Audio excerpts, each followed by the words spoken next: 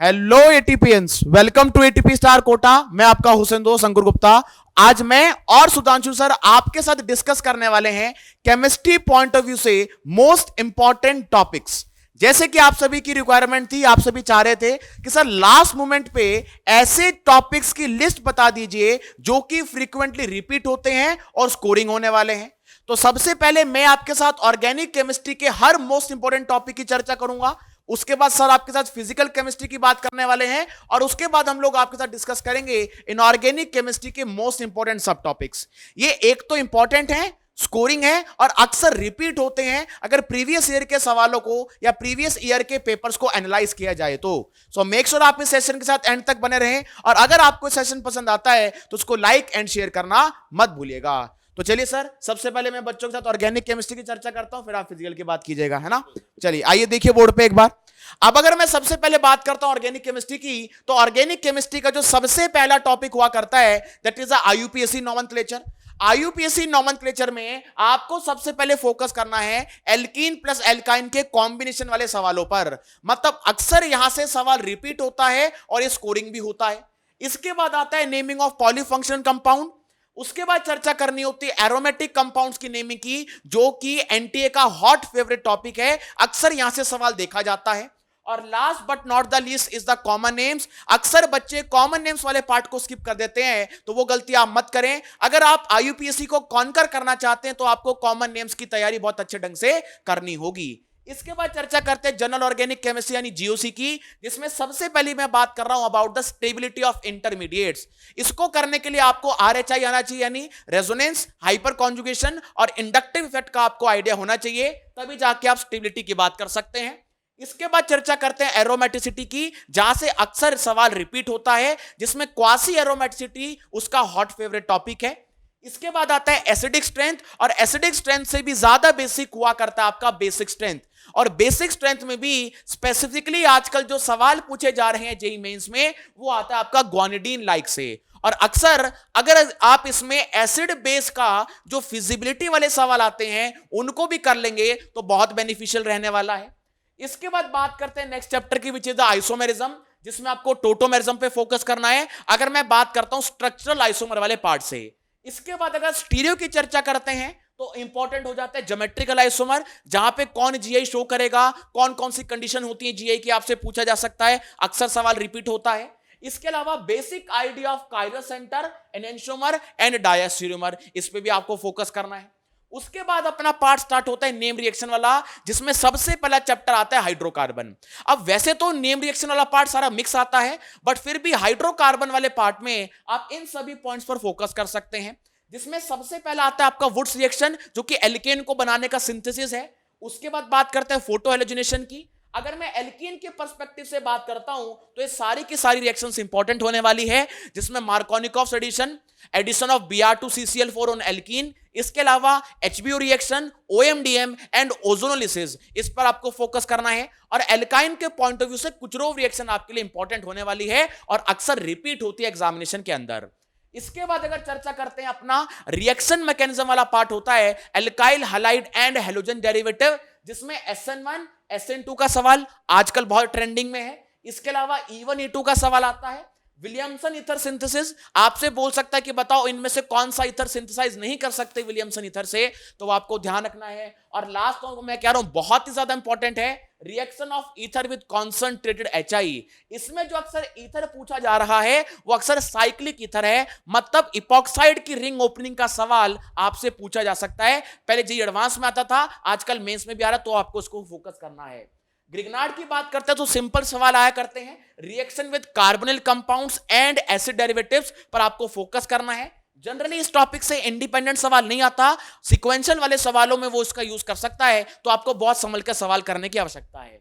इसके बाद अगर चर्चा करते हैं हम लोग ऑक्सीडेशन और रिडक्शन की, अक्सर बच्चों को कॉमन डाउट होता है कि सर इंपॉर्टेंट रिएजेंट्स की लिस्ट बनवा दो, तो ये आपके सामने लिस्ट हाजिर है, जिसमें सबसे पहले पीसीसी पीडीसी का रोल, उसके अलावा MnO2 का रोल ध्यान रखना है, कॉपर हीट, KMnO4 LHSBH और डाइबल H, ये आपको ध्यान रखना है। हाँ, एक बात और मैं आपको यहां बता देना चाहता हूं कि अगर आप चाह रहे हैं कि इन सभी टॉपिक्स का एक क्विक रिकैप हो जाए तो एक final step batch ATP star ने लॉन्च किया है, जिसको आप फ्रीली एक्सेस कर सकते हैं with the help of code WAR22। ये आपके पास कोड लिखा हुआ है, तो नीचे डिस्क्रिप्शन बॉक्स में इसका लिंक मेंशन्ड है, वहां पे जाके आप कोड अप्लाई करके लेक्चर्स को फ्रीली एक्सेस कर सकते हैं। बुल्स आई कंटेंट आपको वहां पे देखने को मिलेगा और क्विक रिकैप आपका होने वाला है। इसके बाद एल्डिहाइड कीटोन और कार्बोक्सिलिक में आपको क्या क्या ध्यान रखना है? रेट ऑफ न्यूक्लियोफिलिक एडिशन, जो कि फ्रीक्वेंटली आता ही है। एल्डोल के बिना तो सवाल बनता ही नहीं है कोई भी, तो एल्डोल, इंट्रामोलिकुलर एल्डोल, कैनिजारो और reaction with ammonia followed by heating, जहां से अमाइड का फॉर्मेशन होता है, कार्बोक्सिलिक एसिड की रिएक्शन है। इसके बाद बात करते हैं अमीन्स वाले चैप्टर की, यानी नाइट्रोजन कंटेनिंग, जिसमें HBD, Hofmann's bromide degradation, Gabriel phthalimide, carbylamine और रीमाटीमन, इन पर आपको स्ट्रेस करना है। एरोमेटिक कंपाउंड की बात करता हूं तो फ्रीडल क्राफ्ट रिएक्शन, अल्काइलेशन और acylation. Second, reaction with bromine water, जैसे एनिलीन की रिएक्शन है या फिनॉल की रिएक्शन है। और last but not the least is the diazonium salt and coupling reaction, इस पर भी आपको फोकस करना है। इसके बाद अपने आप बचता है बायोमोलिक्यूल्स वाला पार्ट। बायोमोलिक्यूल्स में reaction of glucose and fructose, structure of oligosaccharides and polysaccharides, reducing and non reducing sugar का concept, essential and non essential amino acid, structure of proteins and DNA RNA, आपको stress करने की आवश्यकता है, repeat होते हैं यहां से सवाल। पॉलीमर की बात कर लेते हैं। पॉलीमर में एडिशन पॉलीमर और कंडेंसेशन पॉलीमर, जिसमें रबड़, टेफ्लॉन, स्टाइरिन अक्सर रिपीट होते देखे गए हैं। इसके अलावा नाइलॉन 6 और नाइलॉन 6 पर आपको फोकस करने की आवश्यकता है। इसके बाद आपके लास्ट 2 चैप्टर बच जाते हैं, which is the POC and chemistry in everyday life, जिसमें पीओसी में ल्यूकास टेस्ट एल्कोहल के लिए, आइडोफॉर्म मिथाइल कार्बोनिल या फिर मिथाइल एल्कोहल्स के लिए, टॉलरेंस कार्बोनिल के लिए, Fehling test, reaction to distinguish between primary, secondary and tertiary amine, जिसको हाइजेनबर्ग टेस्ट कहा जाता है, और बेस टेस्ट आपको करना है। और ये चैप्टर बचता है जिसमें अक्सर बच्चों को दिक्कत आती है, केमिस्ट्री इन एवरीडे लाइफ, और कुछ हम तो छोड़ जाते हैं इसको। कौन कौन सा पार्ट ध्यान रखना है? ड्रग टारगेट इंटरेक्शन वाला पार्ट आपको ध्यान रखना है, ड्रग और उसकी फैमिलीज ध्यान रखनी है, और स्ट्रक्चर सिर्फ आपको 3 ही ड्रग्स के ध्यान रखने हैं, एक तो पेनिसिलिन, क्लोरोजाइलेनॉल और टेरापिनॉल, क्योंकि अक्सर यहां से सवाल देखा गया है। तो ये आपका एक क्विक ओवरकैप था, किसका? ऑर्गेनिक केमिस्ट्री का। अब सर आपके साथ फिजिकल केमिस्ट्री के टॉपिक्स की चर्चा करने वाले हैं, तो बिल्कुल सेशन के साथ एंड तक आप बने रहें। बिल्कुल सर, आइए। तो चलिए बच्चों, अब बात कर लेते हैं फिजिकल केमिस्ट्री के टॉपिक्स की। तो फिजिकल केमिस्ट्री में सबसे पहले हम बात करते हैं मोल कॉन्सेप्ट की। तो यार मोल कॉन्सेप्ट में सबसे पहली बात तो आपको इन क्वेश्चंस पे फोकस करना पड़ेगा, maximum number of atoms, molecules या आयंस है। मतलब क्या होगा कि आपको किसी भी मॉलिक्यूल का मास या वॉल्यूम वगैरह दे दिया जाएगा, उसकी मदद से आप मोल निकाल लोगे और वहां से आपसे पूछा जाएगा कि बताओ इनमें से किस में सबसे ज्यादा नंबर ऑफ एटम्स है, मॉलिक्यूल्स हैं, आयंस हैं। इसके अलावा परसेंटेज कंपोजिशन, एम्पेरिकल फॉर्मूला, ये जो एम्पेरिकल फॉर्मूला वाला पोर्शन है, इस पे आपको मेनली फोकस करना पड़ेगा। जेईई मेंस में पिछले 3-4 साल से आप कह सकते हो कि यार एम्पेरिकल फॉर्मूला वाले क्वेश्चन बहुत इंपॉर्टेंट है। इसमें क्या होगा, आपको एक हाइड्रोकार्बन दे देगा और कुछ कंबशन वाली प्रोसेस से आपको कुछ इंफॉर्मेशन दे देगा कि इतना CO2 और H2O बन रहा है, या वो बोल देगा कि इसमें कार्बन और हाइड्रोजन और ऑक्सीजन का मास का रेशियो क्या है। उसके बेसिस पे आपको एम्पिरिकल फॉर्मूला निकालना आना चाहिए। क्लियर है क्या बच्चों? इसके बाद हम बात करते हैं स्टोइकियोमेट्रिक कैलकुलेशन की। तो ये तो इस चैप्टर की जान है, यहां पे आपको पता होना चाहिए स्टोइकियोमेट्रिक जो भी रिलेशंस वगैरह हैं वॉल्यूम के या मास के या आप कह सकते हो मोल के, वो आपको पता होने चाहिए। इसके अलावा last but not the least concentration terms की अगर हम बात करें बच्चों, तो कंसंट्रेशन टर्म में आपको मेनली मोलैरिटी, मोलैलिटी वाले पार्ट पे फोकस करना है, एंड वॉल्यूम स्ट्रेंथ पर भी खासा ध्यान आपको देना पड़ेगा, बिकॉज वॉल्यूम स्ट्रेंथ के क्वेश्चन पिछले 2 साल से लगातार पूछे जा रहे हैं, तो वॉल्यूम स्ट्रेंथ का भी आपको ध्यान देना पड़ेगा। इसके अलावा आपको एसटीपी कंडीशन के बारे में आइडिया होना चाहिए कि जो पहले वाला एसटीपी था वहां पे आपका प्रेशर 1 atm होता था, तो हम 22.4 यूज करते थे। आजकल हम क्या यूज करने लग गए हैं? आजकल हम यूज करने लग गए हैं 22.7। क्लियर है क्या? चलिए आगे चलते हैं। अगला चैप्टर आपका बच्चों रिडॉक्स एंड इक्विवेलेंट कांसेप्ट। तो इसमें सबसे पहले आपको ऑक्सीडेशन नंबर का एक रफ आइडिया होना चाहिए। इसके बाद बात करते हैं ऑक्सीडेशन एंड रिडक्शन रिएक्शंस। यहां से क्वेश्चन कैसा आता है कि आपको 4 रिएक्शन दे दी जाएगी और आपसे पूछा जाएगा बताओ इनमें से कौन सी रिडॉक्स रिएक्शन है। तो आपको पता होना चाहिए बच्चों कि जितनी भी एसिड बेस रिएक्शन है या प्रेसिपिटेशन रिएक्शन है, ये आपकी नॉन रिडॉक्स रिएक्शन में आती है। क्या बोला मैंने? जितनी भी आपकी एसिड बेस रिएक्शन है या आपकी प्रेसिपिटेशन रिएक्शन है, those are non redox reaction. इसके अलावा बच्चों डिसप्रपोर्शनेशन रिएक्शन के बारे में, उनकी बैलेंसिंग के बारे में क्वेश्चन आता है। ये सबसे इंपॉर्टेंट है आपका बैलेंसिंग वाली रिएक्शन के बारे में बात करें, इसमें क्या करता है, आपको एक रिएक्शन दे देगा और बोलेगा एसिडिक या बेसिक मीडियम में इसको बैलेंस करो, और आपको उनके stoichiometric coefficient A B C D वगैरह लगा देगा और बोलेगा कि इनका सम बताओ। क्या बोला मैंने, एक रिएक्शन दे देगा और वहां पे आपको बोलेगा कि एसिडिक या बेसिक मीडियम में इसे बैलेंस कर दो, और उनके आगे stoichiometric coefficient A B C D के फॉर्म में लगा देगा और इनका सम पूछ लेगा कि बताओ कितना आएगा। क्लियर है क्या? इसके बाद इक्विवेलेंट कंसेप्ट की अगर हम बात करें तो आपको लॉ ऑफ इक्विवेलेंस क्लियर होना चाहिए। लॉ ऑफ इक्विवेलेंस क्या बोलता है, equal amounts of reactant reacts together to form equal equivalents of product. Clear है क्या?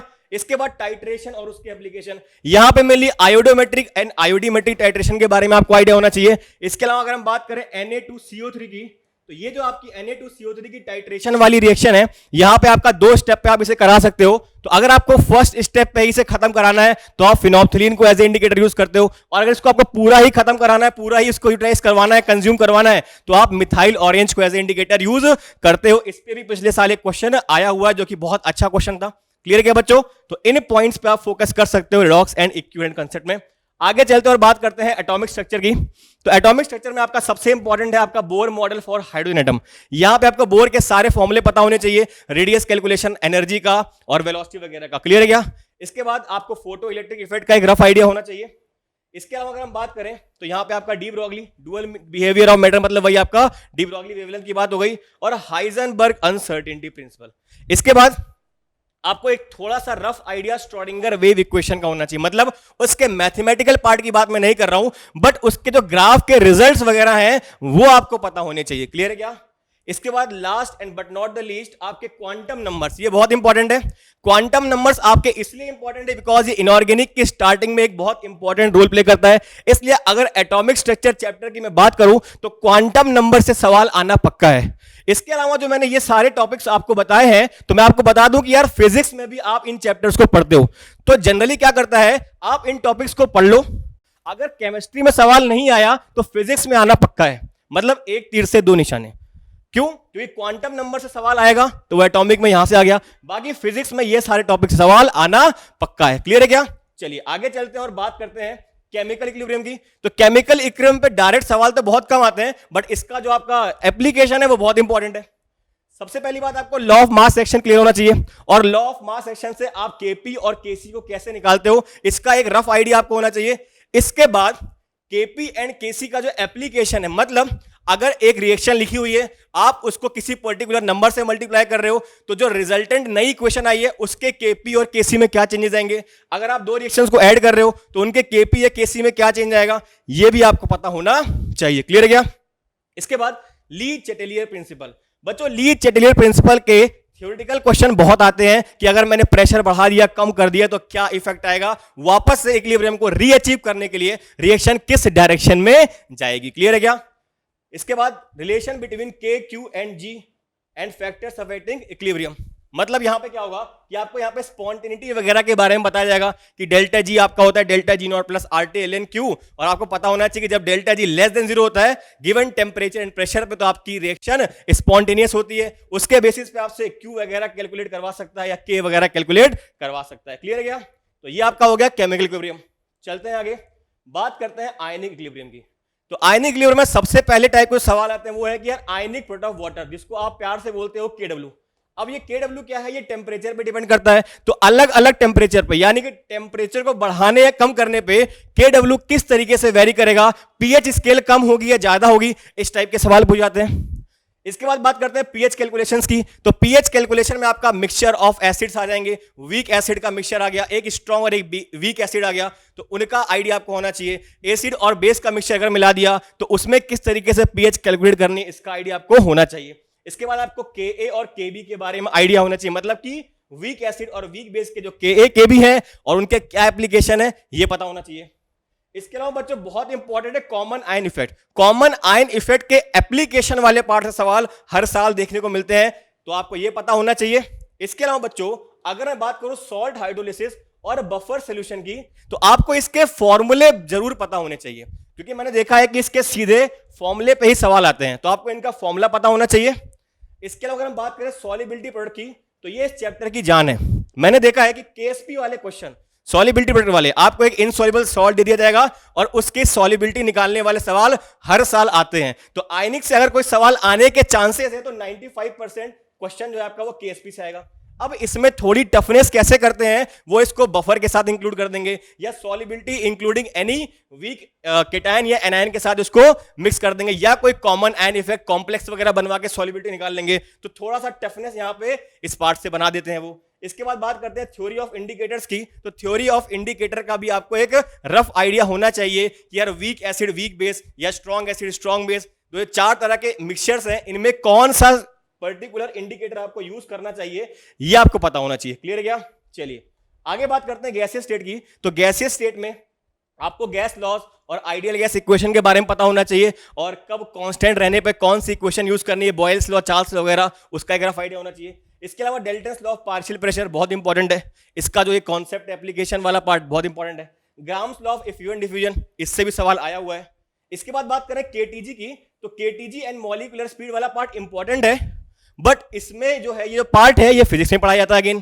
तो ये आपका फिजिक्स में पूछा जा सकता है या केमिस्ट्री में पूछा जा सकता है। केमिस्ट्री में बेसिकली मैं देख रहा हूं पिछले 2 सालों से कि वो रियल गैस वाले पार्ट पे ज्यादा फोकस कर रहा है, बट आपको पढ़ने ये सारे ही हैं क्योंकि रियल गैस वाला पार्ट आपका अगर केमिस्ट्री में पूछा जा रहा है तो इस टॉपिक पे फिजिक्स में सवाल आ रहे हैं। और बच्चों थ्योरी सेम है तो क्यों ना इसको कहीं भी एक बार पढ़ लो आप, तो आपको दोनों जगह पे नंबर मिल सकते हैं। क्लियर है क्या?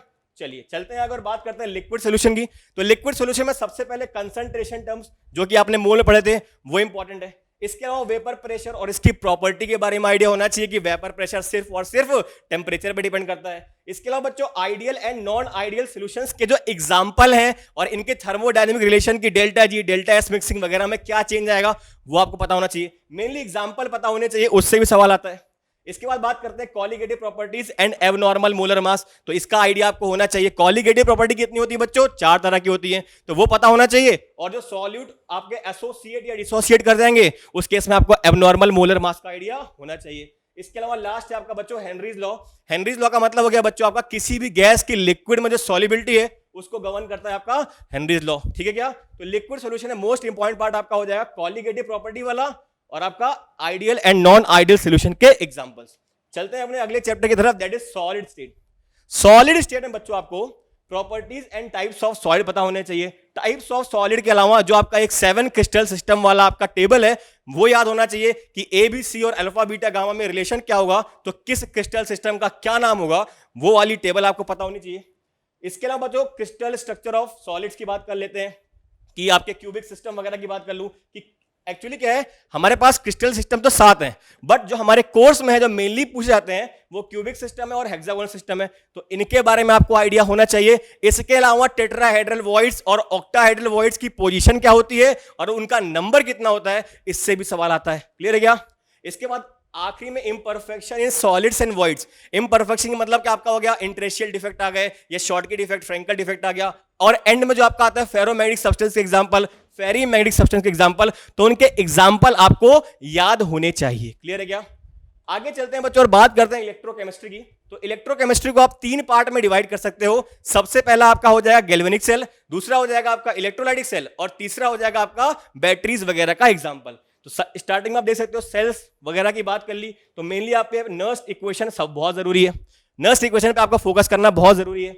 इसके अलावा electrolysis and types of electrolysis, इससे भी सवाल आता है। इससे सवाल में क्या पूछता है कि यार मैंने किसी particular electrolyte, let's suppose copper sulphate या NaCl की इलेक्ट्रोलिसिस करवा दी, तो एनोड और कैथोड पे कौन सी गैस या सब्सटेंस डिपॉजिट या आपका मिलने वाला है वो पूछ लिया जाता है। इसके अलावा बच्चों ये वाला जो पोर्शन है ये बहुत इंपॉर्टेंट है, conductance, conductivity and Kohlrausch law. Kohlrausch law से बहुत सवाल आते हैं बिकॉज कोलरॉश लॉ जो है इसके एप्लीकेशन बहुत वास्ट हैं, केएसपी वगैरह भी आप इससे कैलकुलेट कर सकते हो। तो कोलरॉश लॉ इस चैप्टर का सबसे इंपॉर्टेंट टॉपिक मैं मानता हूं। इसके अलावा बच्चों आपको थोड़ा बहुत सेकेंडरी सेल और सेल्स वगैरह का आइडिया होना चाहिए। ठीक है क्या? चलिए अब बात करते हैं केमिकल काइनेटिक्स की। तो केमिकल काइनेटिक्स में सबसे पहली बात रेट ऑफ रिएक्शन और डिफरेंट जो आपके रेट ऑफ अपीयरेंस या डिसअपीयरेंस है उनमें क्या रिलेशन है आपको ये पता होना चाहिए। रेट लॉ जो एक्सप्रेशन होता है ये पता होना चाहिए। इसके अलावा अगर ऑर्डर ऑफ रिएक्शन की मैं बात करूं तो मेनली आपको 0 ऑर्डर और फर्स्ट ऑर्डर पे फोकस करना है और उनकी हाफ लाइफ पीरियड पे बेस्ड जो क्वेश्चंस आते हैं इसका आइडिया भी आपको होना चाहिए। कई बार आपसे हाफ लाइफ पीरियड वाले क्वेश्चन भी पूछे जाते हैं।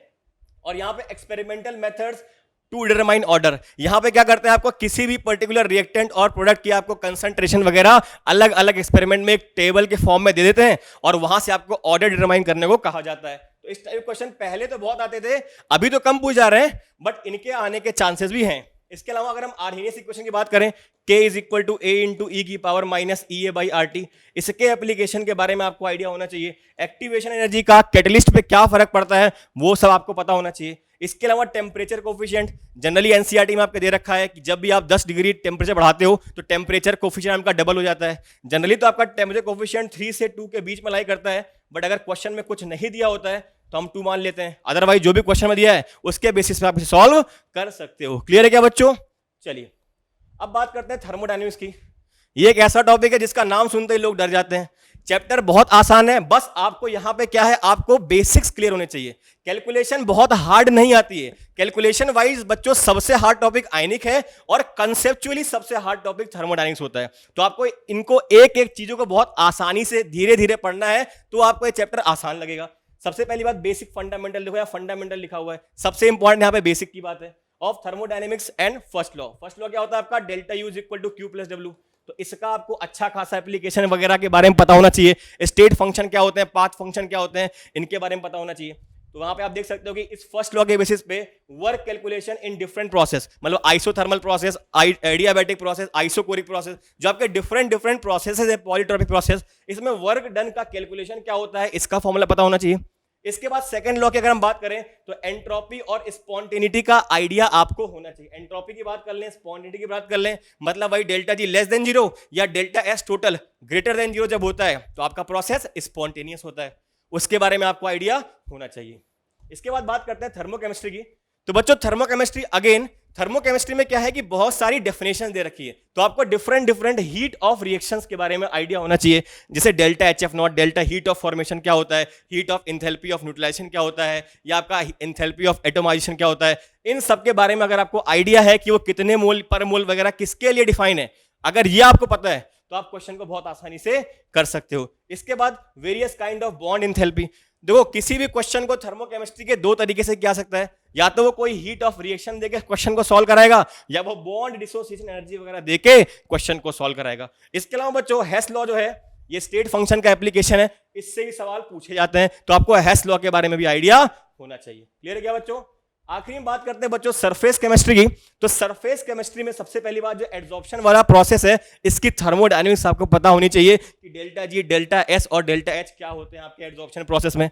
इसके अलावा सबसे इंपॉर्टेंट आपका फ्रेंडलिच एड्सॉर्प्शन आइसोटर्म, इससे हर साल सवाल आते हैं। तो यहां पे आपकी जो इक्वेशन है x by M is equal to K into P की पावर 1 बाई एन, बस ये छोटी सी इक्वेशन है, इसका लॉग वगैरह ले लो, तो इस पे बेस पे जो ग्राफ वाले क्वेश्चन आते हैं वो बच्चा आपको क्लियर होने चाहिए। इसके अलावा बच्चों catalysis and theories of catalysis की बात कर लेते हैं। तो थोड़ा बहुत आपको कैटेलिस्ट वगैरह के बारे में आइडिया होना चाहिए। हनी कॉम्प्लेक्स स्ट्रक्चर, जियोलाइट्स वगैरह के बारे में जो बात कर रखी है उसको आप एक बार थॉरली रीड कर लीजिएगा। इसके बाद जो कोलॉइड्स वाली टेबल है बच्चों, जिसमें 8 तरीके से कोलॉइड्स को आपने कैटेगराइज कर रखा है, उसके एग्जाम्पल वगैरह आपको पता होने चाहिए। और आखिरी में आप इमल्शंस का भी एक रफ आइडिया रख सकते हो। क्लियर है क्या? तो ये बच्चों आपका हो गया फिजिकल केमिस्ट्री का। अब अंकुर सर आ रहे हैं और हम दोनों साथ में मिलकर आपको बताएंगे इनऑर्गेनिक केमिस्ट्री के टॉपिक्स के बारे में। तो आई थिंक आपको ऑर्गेनिक और फिजिकल का तो बहुत अच्छे से आइडिया लग ही गया कि कौन कौन से टॉपिक्स इंपॉर्टेंट है। तो चलिए एक बार इनऑर्गेनिक का भी आइडिया ले ही लेते हैं। अगर मैं सर इनऑर्गेनिक केमिस्ट्री की बात करता हूं तो सबसे पहला क्या था सर, पीरियोडिक टेबल बहुत ज्यादा इंपॉर्टेंट हुआ करता है। पीरियोडिक में आपको सर बिल्कुल क्या करना है, बेसिक वाले पार्ट पे फोकस करना है। बेसिक का मतलब जैसे लोकेशन ऑफ एनी एलिमेंट, कौन से ग्रुप का है, कौन से ब्लॉक का है, कौन से पीरियड का है। इसके बाद नॉमेनक्लेचर की बात आती है, जैसे नील, उन, बाइट्रा, ऐसे सवाल आते हैं। इसके बाद आपका एटॉमिक और आयनिक रेडियस, जिसमें आयनिक रेडियस वाला पार्ट ज्यादा इंपॉर्टेंट है, जिसमें भी आइसोइलेक्ट्रॉनिक स्पीशीज के आयनिक रेडियस कंपेयर आपसे करा सकता है। एटॉमिक के अंदर सिंपल आपको ध्यान रखना है इरेगुलर ट्रेंड, जो कि बोरोन फैमिली में ऑब्जर्व होता है, या फिर आपके 3D सीरीज वाला पार्ट है, या फिर ग्रुप 4 ऑनवर्ड जिसमें स्कैंडियम टाइटेनियम वाला पार्ट जो आपका है उस पर आपको फोकस करना है। आपका थर्ड हुआ करता है आयोनाइजेशन एनर्जी वाला पार्ट। उसके अलावा आपको फोकस करना है इलेक्ट्रॉन गेन एंथैल्पी पे, इलेक्ट्रोनेगेटिविटी पे, और आजकल जो सबसे ज्यादा ट्रेंडिंग में है सर वो है नेचर ऑफ ऑक्साइड्स, कौन एम्फोटेरिक है, कौन न्यूट्रल है, कौन एसिडिक और कौन बेसिक है, इसका आपको आइडिया होना चाहिए। और कंपैरिजन आपको अच्छे से आना चाहिए एसिडिक का और बेसिक का, है ना। अब एक बार सर से जान लेते हैं सर केमिकल बॉन्डिंग में क्या क्या इंपॉर्टेंट है। तो सर अगर केमिकल बॉन्डिंग की बात करो सबसे इंपॉर्टेंट है आपका देखिए हाइब्रिडाइजेशन है आइसोस्ट्रक्चरल। तो हाइब्रिडाइजेशन पे हर साल सवाल आता है कि आप बता दो इनमें से किन की, बहुत सारे मॉलिक्यूल्स दे देंगे और आपसे बोलेगा बताओ इनमें से किन की हाइब्रिडाइजेशन भी सेम है और वो आइसोस्ट्रक्चरल भी है। इस टाइप का एक सवाल आता है सर। इसके अलावा bond angle and length comparison, इसका सवाल भी बहुत आता है कि यार बॉन्ड लेंथ या बॉन्ड एंगल कंपेयर करो। तो अब बॉन्ड लेंथ या बॉन्ड एंगल के लिए एक तो एमओटी वाला जुगाड़ हो गया, इसके अलावा जो बेसिक आपके नॉर्मल मॉलिक्यूल्स हैं उनके लिए अपन तरीका यूज कर सकते हैं। मॉलिक्यूलर ऑर्बिटल थ्योरी, ये तो सर बहुत ही इंपॉर्टेंट है। अगर मैं आपसे बोलूं कि यार केमिकल बॉन्डिंग में कोई एक ऐसा टॉपिक बता दो सर जिससे सवाल आएगा, तो आई थिंक एमओटी का ही नाम लोगे आप सर। बिल्कुल सर, बिल्कुल एमओटी का ही सर नाम लेना पड़ेगा, मतलब एमओटी तो बहुत ज्यादा इंपॉर्टेंट होने वाली है। इसके बाद अगर बात करते हैं तो एप्लीकेशन ऑफ फजांसुल वाला पार्ट आ जाता है, सॉल्युबिलिटी और थर्मल स्टेबिलिटी, और last sir I think dipole movement और वीक फोर्सेस पर भी आपको फोकस करना है कि उसका फोर्स के साथ और आर के साथ रिलेशन क्या रहा होगा। हाँ, इसके बाद बात कर लेते हैं कोऑर्डिनेशन कंपाउंड की। तो कोऑर्डिनेशन कंपाउंड में बिल्कुल बेसिक आपका लिगेंड्स का नेचर कैसा है, कौन बाइडेंटेट है, कौन आपका हेक्साडेंटेट है, कौन आपका मोनोडेंटेट है, ऑक्सीडेशन स्टेट निकालना आना चाहिए और कोऑर्डिनेशन नंबर भी आपको निकालना आना चाहिए। इसके बाद वीबीटी में सिंपल डायमैग्नेटिक कौन है, पैरामैग्नेटिक कौन है, स्पेसिस पर सवाल पूछ सकता है आपसे।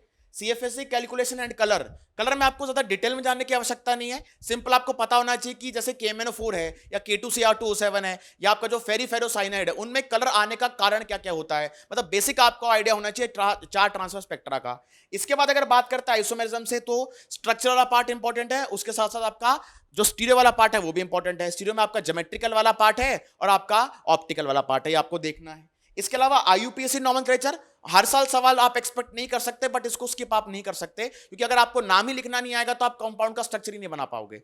इसके बाद जो आजकल सर ट्रेंडिंग में है दैट इज द एप्लीकेशन वाला पार्ट। एप्लीकेशन में सर एक बार आपसे जानना चाहूंगा कि एप्लीकेशन में क्या क्या बच्चे को पढ़ना चाहिए सर। जैसे सर एप्लीकेशन में एक तो आता है कि कैंसर ट्रीटमेंट के लिए क्या यूज करें, इसके अलावा सर और भी कई सारे इसके मेडिकल यूज वगैरह हैं उनके बारे में सवाल पूछ लिया जाता है। और जो आपने कहा सर कि IUPAC नॉमेनक्लेचर वाला, कई बार सर सवाल ऐसा आ जाता है कि वो IUPAC नाम देख के पूछ लेता है कि इसमें कितने ज्योमेट्रिकल आइसोमर्स हैं। तो अगर आपको नाम लिखना ही नहीं आएगा तो आप कैसे उसमें बता पाओगे कितने GI या OI हैं। क्लियर है सर? बिल्कुल बिल्कुल, ये सर ने बहुत अच्छी बात कही कि IUPAC का नाम देके आपसे पूछ सकता है, ऑक्सीडेशन स्टेट भी निकलवा सकता है आपसे, कोऑर्डिनेशन नंबर पूछ सकता है, इस तरह से का आइडिया कर सकता है। एप्लीकेशन वाले पार्ट पे मैं एक पॉइंट और ऐड करना चाहूंगा, जो आपका NCERT का जो लास्ट पेज है उसमें एप्लीकेशन लिखी हुई है, तो आप वहां से उसको फोकस कर सकते हैं, इसको स्किप करने की गलती आप मत करें, एप्लीकेशन से पार्ट बहुत ज्यादा आ रहा है। इसके बाद बात कर लेते हैं D&F ब्लॉक की, जिसमें KMnO4 और K2Cr2O7 दो सबसे ज्यादा इंपॉर्टेंट है, इनकी फिजिकल एंड केमिकल रिएक्शन और basically physical properties of lanthanides and actinides. यहां से अक्सर सवाल आता है, मतलब इनमें केमिकल रिएक्शन से ज्यादा इंपॉर्टेंट आपका फिजिकल प्रॉपर्टीज हैं, जैसे वेरिएबल ऑक्सीडेशन स्टेट वाला पार्ट है वो आपका लैंथेनाइड में पूछा जा सकता है या एक्टिनाइड में भी पूछा जा सकता है। इसके बाद बात कर लेते हैं किसकी, hydrogen and S block elements की। अगर मैं हाइड्रोजन और एस ब्लॉक की बात करता हूं तो एस ब्लॉक के अंदर आपको सिंपली एक तो फिजिकल प्रॉपर्टीज पर ध्यान देना है, जिसमें आपका हाइड्रेशन एनर्जी किसकी ज्यादा होगी, थर्मल स्टेबिलिटी का ट्रेंड आपसे पूछ सकता है, सॉल्युबिलिटी आपसे पूछ सकता है। इसके अलावा आपको फोकस करना है इंडस्ट्रियली इंपॉर्टेंट कंपाउंड्स पे, जैसे प्लास्टर ऑफ पेरिस आपका है, इसके अलावा आपका ब्लीचिंग पाउडर है, डेड बर्न प्लास्टर है, इनकी केमिकल कॉम्पोजिशन क्या है, मैच द कॉलम सवाल आपसे पूछा जा सकता है। Same is the case with the alkaline earth metals also, वहां से भी आपसे सवाल पूछा जा सकता है। इसके अलावा NCERT में एक पैराग्राफ मेंशन्ड है, लिथियम की कुछ इररिलेवेंट प्रॉपर्टीज होती हैं, जैसे एनोनमस प्रॉपर्टीज हैं, उन पे आपको स्ट्रेस करना है, जैसे लिथियम का ऑक्साइड बनता है या नाइट्राइड का फॉर्मेशन होता है, ये सब आपको पता होना चाहिए। अगर मैं हाइड्रोजन की बात करता हूं तो हाइड्रोजन के अंदर आपको H2O2 की केमिकल और फिजिकल प्रॉपर्टीज आपको ध्यान रखनी है। इसके अलावा आपका जो टेम्परेरी हार्डनेस वाला पार्ट है, आपका परमानेंट हार्डनेस वाला पार्ट है, इस पे भी आपको फोकस करने की जरूरत है। हाँ? बिल्कुल सर, मैं इसी पॉइंट पे आने वाला था कि जो परमानेंट एंड टेम्पररी हार्डनेस वाला पार्ट है इस पे हर बार सवाल पूछा जा रहा है और ये रेडॉक्स के साथ मिक्स कर रखा है इसको। आपको PPM वगैरह का आइडिया होना चाहिए तो आपको हार्डनेस वाला आइडिया भी होना चाहिए। बिल्कुल सही बोला सर ने, मैं यही बात बोलने वाला था। इसके बाद बात करते हैं P ब्लॉक एलिमेंट्स की। तो P ब्लॉक एलिमेंट्स में सबसे पहली बात तो आपकी उनकी केमिकल प्रॉपर्टीज वगैरह के बारे में आइडिया होना चाहिए, थोड़ा बहुत आपको प्रिपरेशन वगैरह के बारे में आइडिया होना चाहिए। इसके अलावा ऑक्साइड्स और ऑक्सी एसिड्स के स्ट्रक्चर पता होने चाहिए। इसके अलावा सर मैंने एक क्वेश्चन और देखा जो कई बार पूछा जा रहा है कि अगर मैं हॉट एंड कंसंट्रेटेड अगर मैं NaOH यूज कर रहा हूं and cold and dilute NaOH use कर रहा हूं, तब प्रोडक्ट क्या बन रहे हैं, ये भी काफी ज्यादा पूछा जा रहा है। अगर मैं इसकी किसी हैलोजन X2 के साथ रिएक्शन करा रहा हूं तो आपको पता होना चाहिए कि यार हॉट एंड कंसंट्रेटेड में तो आपका NaXO3 प्लस NaX बनता है सर, और यहां पे आपका NaOX प्लस NaX बनता है सर। तो ये वाला क्वेश्चन भी कई बार पूछा जा रहा है, इवन ये JEE एडवांस में पूछा गया है और मेंस से पूछा गया है। तो मैं इस पार्ट को काफी इंपॉर्टेंट मानता हूं सर कि ये आपको पता होना चाहिए। इसके अलावा अगर मैं बात करता हूं जैसे डाइबोरेन आपका है, या फिर अगर मैं सिलिकेट्स की बात करता हूं, या फिर एलोट्रॉप्स, आजकल जो हॉट फेवरेट टॉपिक है एनटीए का, जैसे आपका एलोट्रॉप्स है, जैसे फास्फोरस के एलोट्रॉप्स आपसे पूछ सकता है, सल्फर के पूछे जा सकते हैं, कार्बन के पूछे जा सकते हैं। इसके अलावा जो ग्रुप 18 आपका हुआ करता है उसमें हाइड्रोलिसिस वाली रिएक्शन, जैसे XCF2 की रिएक्शन है, XCF4 की रिएक्शन, XCF6 की रिएक्शन है, तो ये आपको पता होना चाहिए। अगर नेक्स्ट पार्ट पे बात करते हैं तो आपका मेटलर्जी वाला पार्ट है, इसको भी हमने 4 सब पार्ट्स में डिवाइड किया हुआ है। सबसे पहला ओर्स, आपको ओर्स पूछे जा सकते हैं किसी भी मेटल के, जो कि एनसीईआरटी में एक टेबल मेंशन है, वहां से पढ़ सकते हैं। इसके अलावा एलिंगम डायग्राम बेस्ड सवाल आपसे पूछे जा सकते हैं, जिसमें कौन सा मेटल किस पर्टिकुलर मेटल ऑक्साइड को रिड्यूस करेगा, आपको पता होना चाहिए। इसके अलावा एक्सट्रैक्शन प्रोसेसेस का आइडिया होना चाहिए, कैल्सिनेशन हुआ, रोस्टिंग हो गया आपका, इन पर आपको आइडिया रखना है। उसके अलावा लास्ट आपका जो सबसे आजकल इंपॉर्टेंट है दैट इज रिफाइनिंग, जैसे मोड्स प्रोसेस किसके लिए इस्तेमाल होता है, इलेक्ट्रोलिटिक रिफाइनिंग, जो आई थिंक सर आप इलेक्ट्रोकेमिस्ट्री में पढ़ते हैं हम लोग, तो वो भी आपको पता होना चाहिए। उसके अलावा वेपर फेज रिफाइनिंग वाला पार्ट है, ये आपको फोकस करना है ना। तो आपको आइडिया लग गया होगा कि आपको किन किन पोर्शंस पे किस तरह से स्ट्रेस करना है। इनऑर्गेनिक, ऑर्गेनिक और फिजिकल तीनों पोर्शंस पे हमने जो इंपॉर्टेंट सब टॉपिक्स हैं, जो रिपीटेड टॉपिक्स हैं, उनका आपको आइडिया दे दिया है, और बिल्कुल डिटेल में हमने खोल खोल के चर्चा की है। मतलब अगर कोई बच्चा ऐसा भी है जो लास्ट मोमेंट पे तैयारी करने का सोच रहा है, वैसे ऐसा तो नहीं होना चाहिए सर, बट फिर भी कोई चैप्टर अगर आपका पेंडिंग है, बिल्कुल आपने जीरो पढ़ा हुआ है, तो इस सेशन की हेल्प से आपको बहुत बेनिफिट मिलेगा और कुछ ना कुछ आप बिल्कुल उसमें स्कोर करके आने वाले हैं।